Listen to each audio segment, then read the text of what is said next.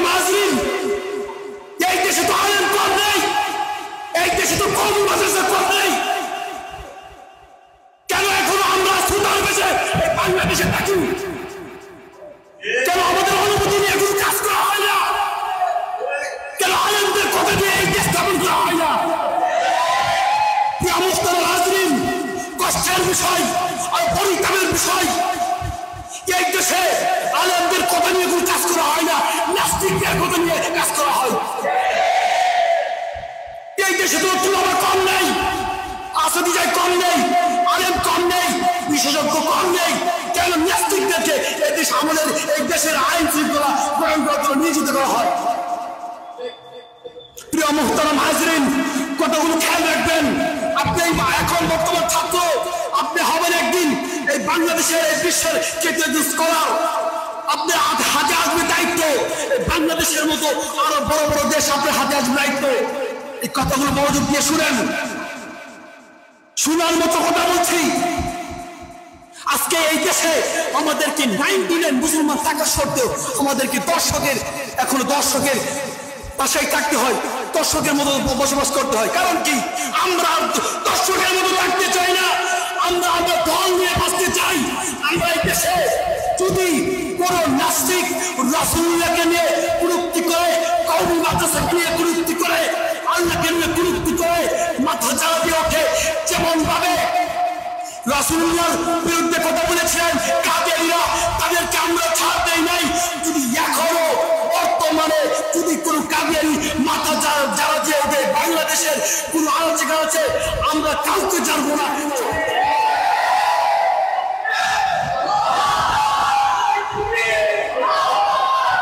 প্রিয় মুহতারাম হাজরিন, আর পরিতাপের বিষয় হচ্ছে এই দেশ কাদের হাতে লালন হয়েছে, কাদের হাতে ইসলাম এসেছে আমরা জানি না।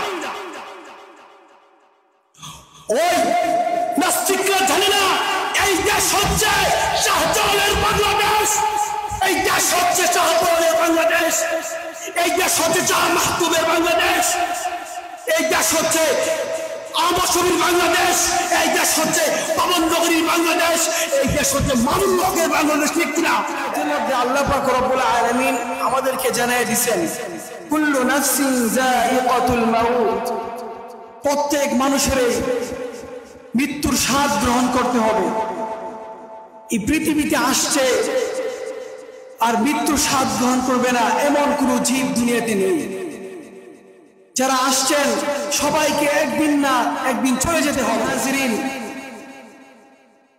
আপনারা দুনিয়াতে আসছেন, আজ না হয় কাল চলে যাবেন। আজকে দুনিয়াতে আসার সিরিয়াল আছে, কিন্তু যাওয়ার কোনো সিরিয়াল নেই। আপনার বড় ভাই আপনার আগে এসেছিলেন, আপনি এসেছিলেন পরে, কিন্তু আপনার বড় ভাইয়ের আগে আপনার মৃত্যু। আপনি চলে যেতে হয়, রবের ডাকে সাড়া দিতে হয়। কারণ কি? কথা তো ছিল আমার বড় ভাই আগে আসছে, বড় ভাইয়ের সিরিয়ালে আগে, তার বয়স বেশি, সে বৃদ্ধ হয়ে গিয়েছে, সে মৃত্যুবরণ করবে। এমনটা কেন হলো না? এর মানে এই কথাগুলো বলার কারণ হচ্ছে আমরা কোন সময় চলে যাব সেটা আমরা কেউ বলতে পারি না। দুনিয়ার কোনো বাদশা, কোনো ম্যাজিস্ট্রেট, কোনো ইঞ্জিনিয়ার একথা বলতে পারবে না, কোনো ডক্টর একথা বলতে পারবে না যে তুমি আগামীকাল মৃত্যুবরণ করবে। যদিও কোনো রোগী সিরিয়াস ইমার্জেন্সিতে থাকে, তো ডাক্তার এতটুকু বলতে পারে যে আপনি এতদিন বাঁচবেন, আপনি ভালো কিছু খেয়ে নেন অথবা আপনার আশাগুলো পূরণ করে নেন, এতটুকু বলতে পারে। তো এই দুনিয়াতে আসছি, আমরা একদিন চলে যাব। এই চলে যাব যে আমরা এই দুনিয়াটা আমরা একটা পরীক্ষার হলে আছি, ইমতিহান, আমরা পরীক্ষায় আছি, আমরা পরীক্ষা দিচ্ছি। যেমন ছাত্ররা স্কুলে মাদ্রাসায় পড়ে 3 মাস 4 মাস পরে পরে একটা পরীক্ষা হয়, সেখানে বিবেচনা হয় যে কোন ছাত্রটা ভালো, কোন ছাত্রটা ভালো নয়, কোন ছাত্রটা মেধাবী, কোন ছাত্রটা পড়ালেখা করে। তেমনি আমাদেরকে আল্লাহ পাক রব্বুল আলামিন পরীক্ষা করার জন্য, চেক করার জন্য যে আমরা কে কতটুকু ভালো, এই জন্য আমাদেরকে দুনিয়াতে পাঠাইছেন। প্রিয় মুহতারাম হাজিরিন, আমরা এই দুনিয়াতে পরীক্ষা দেওয়ার জন্য আসছি, কিন্তু আমরা আমাদের অস্তিত্ব ভুলে যাই। আমরা কিসে থেকে আসলাম এই দুনিয়ায়? আরে ভাই, আপনি কিসের বড়াই? আজকে আপনি কোন দিন চলে যাবেন এতটুকুই তো বলতে পারেন না। আপনি কিসের ভয় করেন? আপনি কিসের ক্ষমতা নিয়ে ঘুরেন? কিসের দাপটে ঘুরেন? আপনার হাঁটা দেখলে রাস্তা দিয়ে বোঝা যায় না যে আপনি মুহাম্মদ সাল্লাল্লাহু আলাইহি ওয়াসাল্লামের উম্মত। তিনি তো ছিলেন উত্তম চরিত্রের অধিকারী। মুহাম্মদ সাল্লাল্লাহু আলাইহি ওয়াসাল্লামের আশিক, দরকার ছিল ওনার মতো চলা। কিন্তু আমরা অস্তিত্ব, আমরা কোথায় থেকে আসলাম?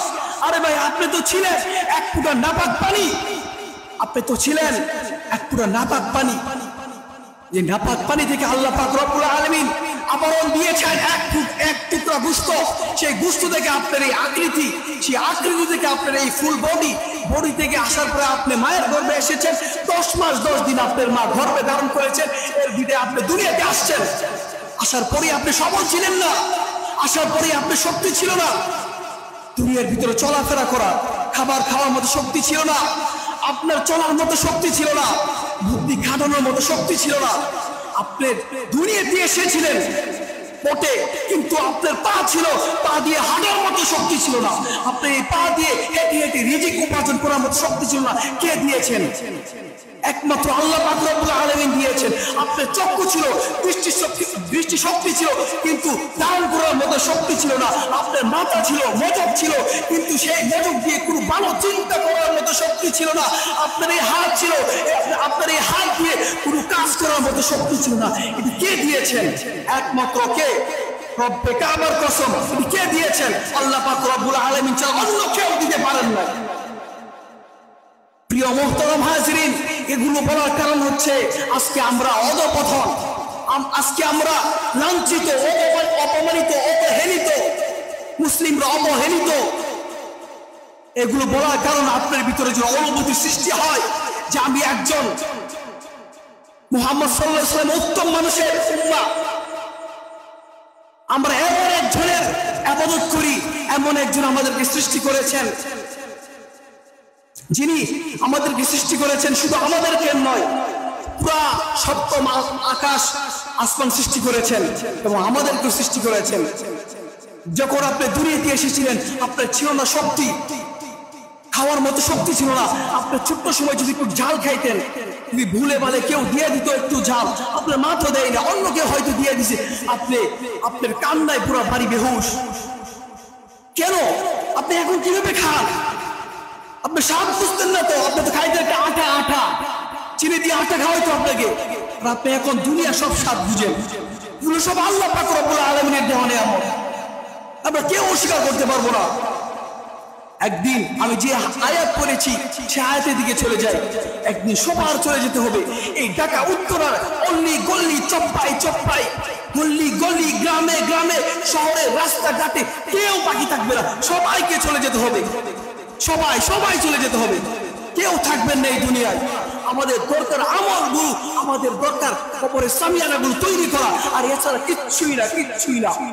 মুসলিম ভাই, যদি আপনি ভাবেন যে আমার ভাইয়ের ফ্ল্যাট বাসা আছে উত্তরাতে, বরণীতে, আমার ভাইয়ের এই আছে, গাড়ি আছে, এই আমার ভাই এই আছে, টাকা আছে, ওই আছে, সেই আছে, কিচ্ছুই আপনার আপন না। আমি আপনার গ্যারান্টি দিয়ে বলতে পারবো কিচ্ছু আমরা আপন না। সব আপনার পর। আপনি ভাবতেছেন আপনার ছেলে আপন, আপনার স্ত্রী আপন, আপনার মা আপন, আপনার বাবা আপন না। কেউ আপন না। আসলে মধ্যে আপনার স্ত্রীকে যখন বলবেন হাই আমার স্ত্রী আমাকে 2টা আমল দাও, তখন আপনার স্ত্রী বলবে আমি তো দুনিয়াতে বিয়াই করি নাই। আপনার বাবার কাছে যাবেন, আপনার বাবা একই উত্তর দিবে আমি তো দুনিয়াতে কোনো বিয়াই করি নাই। প্রিয় মুহতারাম হাজিরিন, বুঝতে পেরেছেন? আপনি যার জন্য পাগল, আজকে যুবকরা যার জন্য পাগল, যে স্ত্রীর জন্য পাগল, সেই স্ত্রী আপনি মৃত্যুবরণ করেন 3 দিন, 1 দিন, 2 দিন, 3 দিনের মাথায় যখন আপনার স্ত্রী আপনাকে তো ভুলে যাবে, আবার অন্য পর পুরুষের চিন্তায় বাড়ি হারা হবে। হয় নাকি হয় না ভাই? প্রিয় মুহতারাম হাজিরিন, আজকে আমার কথা এখানে শেষ করব। তো এর আগে আমি 2টা কথা বর্তমান বাংলাদেশের সিচুয়েশন নিয়ে বলতে চাই যে আমাদের বাংলাদেশের আজকে যে অবস্থা করে দিয়ে গিয়েছেন, আমাদের মতো যারা স্বৈরাচার আমাদের দেশে আবার মাথা ঝুঁকে গিয়ে উঠবে, এদেরকে আমরা কেউ আর পরবর্তীতে ছাড় দেবো না। আপনি কিনা? প্রিয় মুহতারাম হাজিরিন, আগে ছিলেন আপনি প্রধানমন্ত্রী, এখন বাংলাদেশ নয় চলে এমন অবস্থা করে দিয়ে গিয়েছেন, চুরি করতে সে নিজে একা নয়, তার দলবল নিয়ে চুরি করতে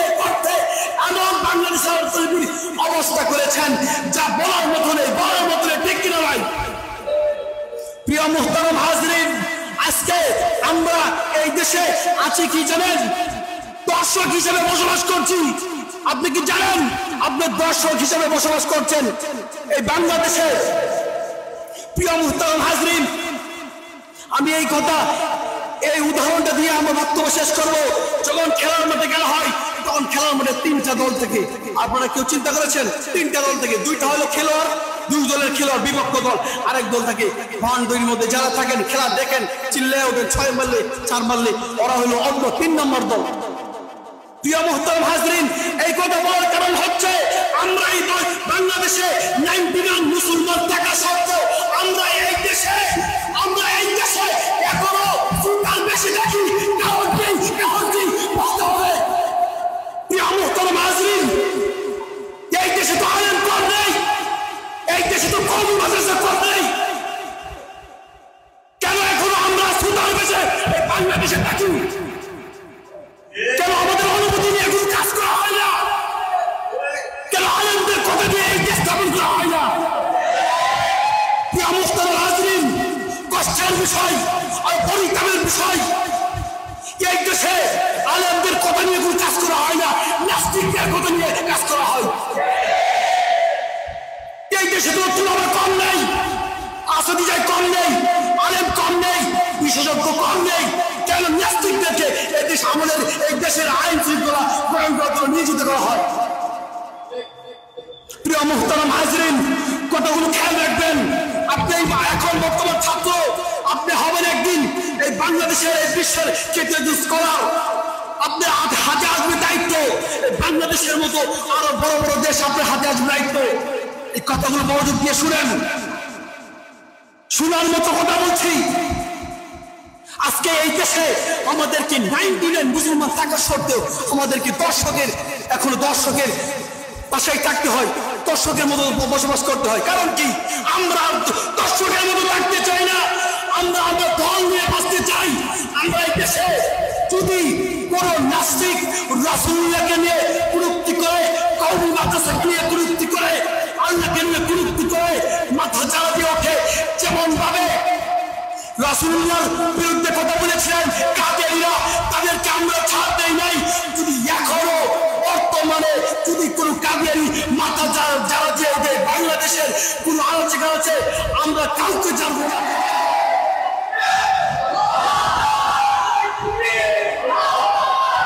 প্রিয় মুহতারাম হাজরিন, আরো পরিতাপের বিষয় হচ্ছে এই দেশ কাদের হাতে লালন হয়েছে, কাদের হাতে ইসলাম এসেছে আমরা জানি না।